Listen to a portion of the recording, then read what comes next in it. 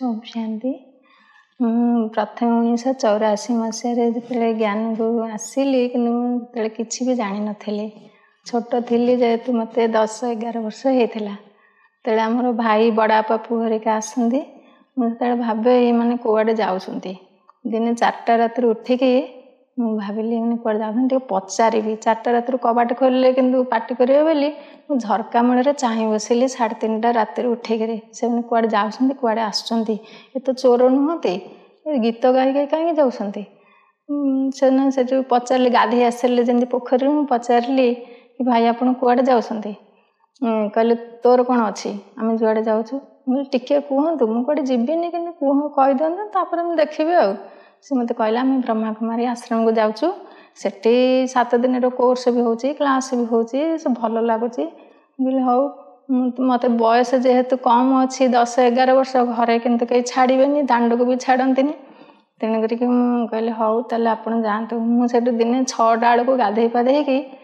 सी कड़े जाऊँ पिछा कली 7टा बेले क्लास हम से पिछा करने भितर से मैंने कहले आउ तमें कड़े आसुच मुझे आपण मैंने जोटिके जाऊँ मुझे से जीवी आउ मत कहीकि गोटे गोड़ी मारिदेले जो गोड़ी मारिदेले मुझे गछ तले नुचिपैली कि समय से चलीगला फिर पाद चिन्ह देखी देखा जो रोड हरिका नाला जंगल में जाऊे मुझे देखी देखा पिछा करके जाके बस क्लास करला बेलू मिठे बचे कहला बेलू दीदी मुझे जाके पहुँची गलानी से पछक टे अनेले अनेक हसीदे मुझे कहली आसीगली आप बाट भी देखीदेली मत किसी कहवा दरकार ना सेठू जमी जाली भौणी सेठू आमर रंजू भौणी थिले कहले आउ तुम केमती आसिल कौटू आसच मुझे आम बड़ापा पुआ आसछन्ती मु पिछा करके आसीगली आ ज्ञान शुणी बोलिका से कहले हौ बहुत बढ़िया कथा तुम एत छोट झीलटा ज्ञान शुणी पार मुझे हाँ हाँ मुझे शुणी पारि सेठू क्लास सरला क्लास सरले 4-5 दिन एमती पिछा करके जाऊ था कत जाऊ न था मत बहुत पार्टी करती कहते तुम घर पार्टी करेंगे तुम कौन एत छोट पिला जाम सांगे पहुँच आम बड़ बड़ पिला तुम कड़े जीव कहले ना ना जो बाबा आसिले कहते बाबा आउ दीदी दादी कौन कहते मुझे शुणिबी मुझे पाठ पढ़ी पढ़िया गली से मत बहुत मुरली बहुत बढ़िया लगे मुरली भितर बाबा सब किसी ना कि भल भल कथा कहती एक बाप दूसरा न कही ड्रामा किंतु मुझे सब किसी बुझी पारे कि मुझे फिर भी शुणा को चेष्टा करे सेठू एमती होगा मत बहुत क्लोज जो धीरे धीरे जाकि मत मसे खंडे हो गला टिके क्लास करूगा सेठू दीदी कहले रंजू दीदी कहले कि मु पाठ पढ़िया को जाऊँगी बाणी बिहारी जी तमें टे आसिक विष्णुमणि पाखे रहिबो मु तो किसी जानी नी मुझे हौ मुझे केतुटा आसबि सका तो कई आसवा को देवेनि नुचिकी केत आसबि कहते कहले 11टा बेलू आसब आ 3टा बेलू पलैब मुझे हौ ठीक अच्छे मुझे तृतीय क्लास रे पाठ पढ़ुली तृतीयटा पूरा है कि चतुर्थ को जीवी बोलिका परीक्षा परीक्षा देइथिली किंतु आउ से तृतीय श्रेणी मु आसिकी सेठी सहयोग कली 11टा बेले आसे 3टा बेलू चली जाए बाबा सेवा जहाँ बोल हाक कहती मुझे सब बोल हाक करदे तापर मु चली जाए एमती हौका जो 2-4 मास आसीगली से गोटे ब्रह्मा भजन तेलंगा बजार में होता कटक से मैंने आसिले जो आसिले मत कहले भौणी आपण टिकी भौणी जीव मु कहली कौड़े जी ना तुम जीव ब्रह्म भजन खाई आम सांगे आ धीरू भाई हरिका आसते जटणी मुझे हौ ताले जीवी कि राति होनी तो से कहले ना राति होनी आउ चल मुझे 5 टंका नहीं आसिली सांगे आउ 5 टंका मुझे कार आसिली से पैसार किसी आवश्यकता नाला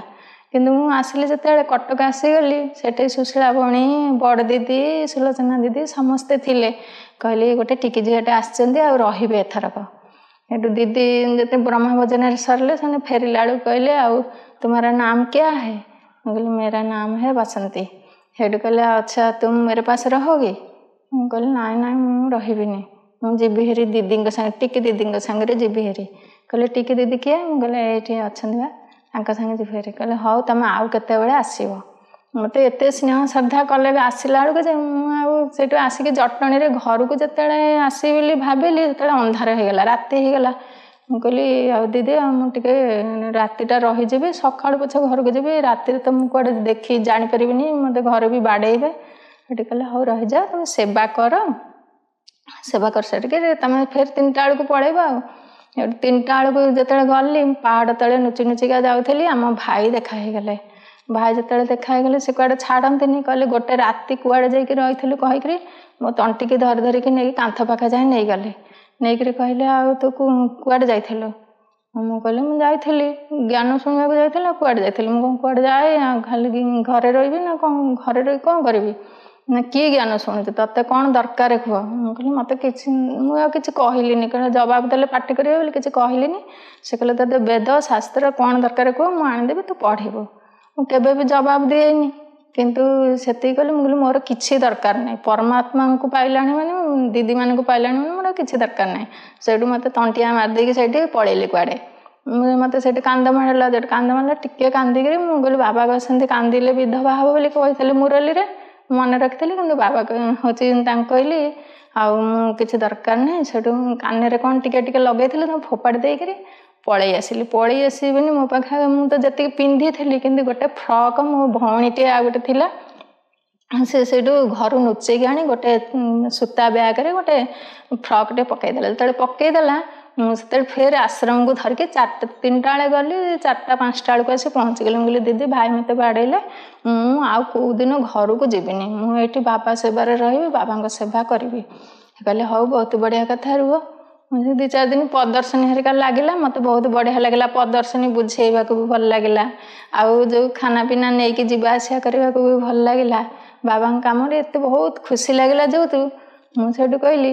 ଆଉ ମୁଁ କ'ଣ ଯିବା ଦରକାର, ଘରକୁ ଯିବିନି, ଏଇଠି ସେବା କରିକି ମୋ ଦିନ ବିତେଇବି। ବାବା ମିଳିଗଲେ, ଆଉ କ'ଣ ଦରକାର, ମୋର ତ ମା ନାହିଁ ସହଜେ, ମୁଁ ଏଇଠି ମୋ ବାପା ମା ସବୁ ମିଳିଗଲେ। ସେଇଠୁ ଦିଦି କହିଲେ ହଉ ତମେ ବଢ଼ିଆ। ସେଇଠୁ କିଛି ଦିନ ପରେ ଆମ ବାପା ଆସିଲେ, ତାପରେ ମା ବି ଆସିଲେ। ଦିଦି ତାଙ୍କୁ ବୁଝେଇ ବୁଝେଇ ସଦାବେଳେ ଛାଡ଼ିଦେଲେ। ମୁଁ ବାପାଙ୍କୁ ଗୋଟିଏ କଥା ବାଇଦା କଲି କି ମୁଁ ତୁମର ନାଁ ବଦନାମ କରିବିନି, ଯଦି ବଦନାମ କରେ ଘରକୁ ଯାଏ ତାହେଲେ ମୋତେ ଚିରି ଫାଡ଼ିକି ମାରିଦେବ, ତେଣୁକରି ଯେ ପର୍ଯ୍ୟନ୍ତ ମୁଁ ରହିବି ବଦନାମ କରିବିନି।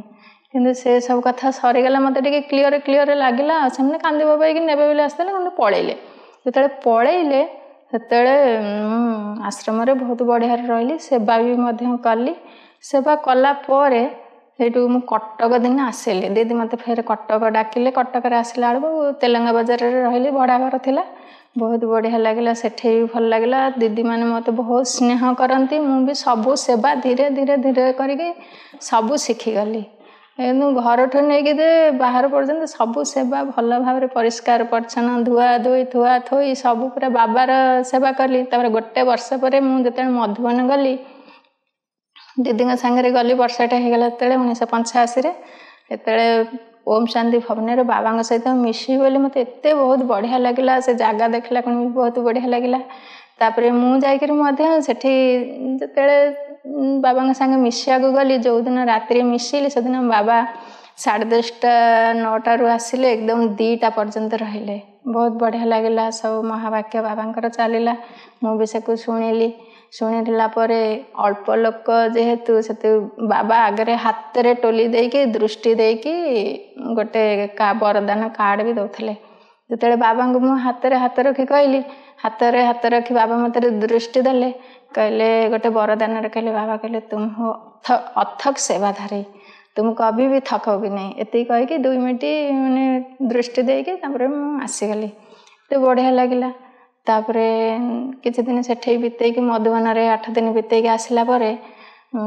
ଟିକେ ପାରାଦୀପ ଦିଦି ମୋତେ ଛାଡ଼ିଲେ। ଯେତେବେଳେ पारादीप छाड़िले, कहले जाओ तुम और थोड़ा सेवा करके वहाँ घूम घाम के आओ, यहाँ बहुत सेवा है, तुम ज्ञान योग में थोड़ा कम हो जाता है।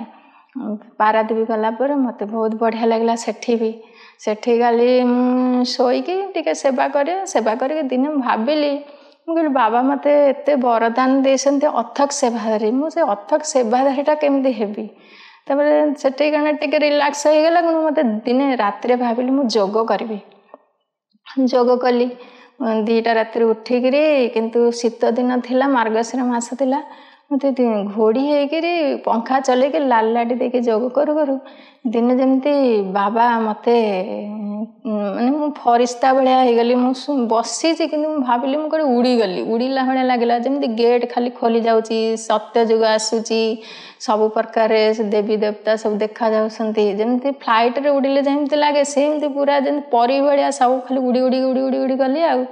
पूरा अध घंटा घंटे पर मत उड़ी उड़ी सबुआड़े खाली साक्षात्कार भाया लगे जमी मत बाबा खाली कुआडे कुआडे उड़ेक नहीं जाऊँ फेर आसिक जिते बस कौटिक आसिली जापारे एटू जिते मुझे आखि टे खोला होगला जो मुझे केमती कौन केमती रहीगली तो कहली एत बेड़ है बसी आसी 2टा 2:30 आसिक 5टा बाजिला एत बढ़िया लगुच कौन लगे मुझे कुआडे गली जापारे मुझे से दिन ठार भाविली बाबा ही सबकिछ मोर बाबा ही मत सत् पथ सत् मार्ग सब देखा तापर मुझे भाविली फेर आसीगली कटक आसीगली झांझरी तेलंगा बजार को तेलंगा बजार आसिली दीदी मत पचारे बहुत बढ़िया लगे बुलिक आसिल मुझे कहला हाँ बहुत बढ़िया लगे से भी सेमती सेवा देली से सेवा दो दो दो दो मु सबू सेवा जिते शिखीगली तापर जोग करवा रोसई करवा जी वीआईपी लोक आसिले खाना बनैबा टोली बनैबा ए टू जेड काम जिते जहाँ भी शिखीगली मत बहुत बढ़िया लगे सेबार एमती करिका फिर आउ थे भी मधुबन गली दीदी सांगे फिर भी सेठी भी सेवा करने को भी चांस मिले दीदी मानकर जहाँ भी बाबा सेवा जमी सेवा करे सेवा करू करू आउ थे बाबा बाबा निश्चय बुद्धि हो आठी भी मु बाबा जगह निश्चय बुद्धि हो जो कहीदेली मुझे निश्चय बुद्धि कौन से मुझे भाभी जापारे कौन निश्चय बुद्धि कहते अथक सेवा कहते मुझे आसिक फेण पचार द्वारा एमती बुझे दिखती जो मत बहुत भल लगे 1985 मसीह 86 मसीह फेर गली आ भल लगे जो भावे बोधे बाबा सेवार ही रहिले मो जीवनटा बहुत परिवर्तन हो धीरे धीरे धीरे करके मो जीवन धीरे धीरे परिवर्तन हो गला आउ मते घर द्वार बापा माँ किसी भी मन पड़ेनि मो बाबा सेवार रहा कौन सेवा जिते सेवा अथक सेवा माने जिते सेवा कर मत भल लगे राति दिन जिते लगिले भी मत के थकावट के महसूस होनी गोटे प्रोग्राम आसे मुझे अनिद्रा होकर भी सेवा करूए सेमतिया मत बहुत भल लगे किए न देखते बाबा तो देखुं बाबा ये शक्ति दौरान मुझे शक्ति बाबा शक्ति आने भाभी भाविका मुझे सदाबले कई न देखु किए भल न कहतु मुझे बाबा सेवा कर शक्ति मुझे चलि एमती कहीका भाभी भाविका सदाबले सेवा करए आ बाकी सेवा कला मध्य जिते भी बाधा विघ्न आसिले आम परमात्मा को स्मृति सदाबले रखा जदि ताले कौन सी विपद आपद जहाँ भी आसिले से सब किसी दूर हो केबे तुम किसी अवनति हेनी आ कि तकलीफ आसबनी किंतु एक बाबा दूसरा न कही सदाबले मन रखिथब आ मन बुद्धि जदि जनक सहित रखिब ताले तमें सर्वदा आगुक आगुक बढ़ी भी चलो आउ मन बुद्धि स्थिर भी हम आउ सेवार मध्य स्थिरता आसब विचलित भी हेनी आउ सदाबले ए कथा मु भाभी भाभी बाबा ये रही थाए आउ जो टिके टिके सेवार सब टे जानी तापर मुरली पढ़ेबा